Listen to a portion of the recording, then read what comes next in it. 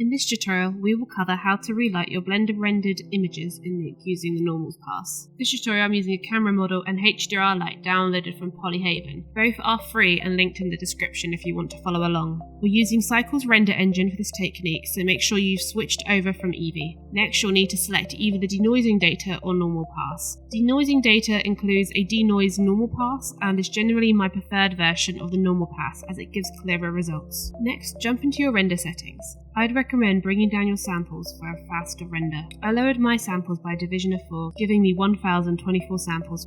If you didn't already know, you can key in equations into Blender value boxes and Blender will do the math for you. I then changed my denoise to optics, albedo and normal, and rendered a single image out. Something important you should do first if you're rendering an image sequence out instead of a single image is set your image settings to open EXR multi-layer. Because I rendered out a single image, I could change this after the fact. Once you've changed your image export settings, just click on Save As in your render view. And as we can see, it's automatically updated to save as a multipass EXR instead.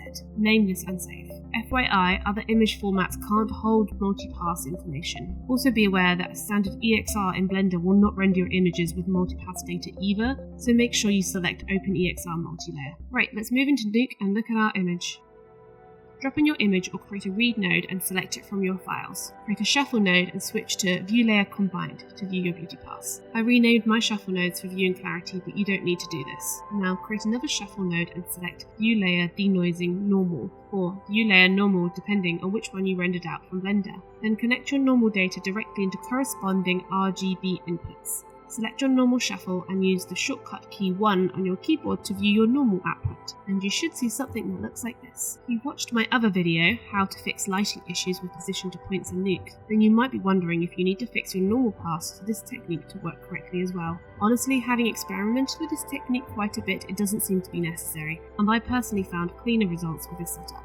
Once you have both your shuffle set up, you'll need a color matrix node and a 3D axis node. Then on your axis node properties, click on the local matrix and select Specify Matrix. Now Control plus middle mouse select and drag the top left value and drop it into the corresponding top left value of the color matrix. Now do this again for the 3 values across and down. If you hit Control plus E, you can toggle the view of this green line with an arrow. This represents if a node's values are being controlled by another node. The green arrow should be pointing towards the color matrix from the axis. This is because the axis node is controlling values of the color matrix. Once you have finished setting up, plug your color matrix into your normal shuffle node and connect to your viewer. Now turn off Specify Matrix and experiment with changing your axis rotational values. If set up correctly, you should be able to play with your normal's colours. You can ramp numbers up and down within your value box by holding the middle mouse button and dragging left and right. If you also hold shift at the same time, it increases the ramp strength. Next, create another shuffle node and connect to your colour matrix. We can now select one of our normal colours to work as our alpha channel and connect additional highlights to our beauty pass. I went with the red as I felt it was picking up some nice highlights. Once you've chosen your preferred colour, make sure you also plug it into your alpha in your shuffle node. Now, create a colour correct node, connect it to your beauty pass, then pull the mask connector,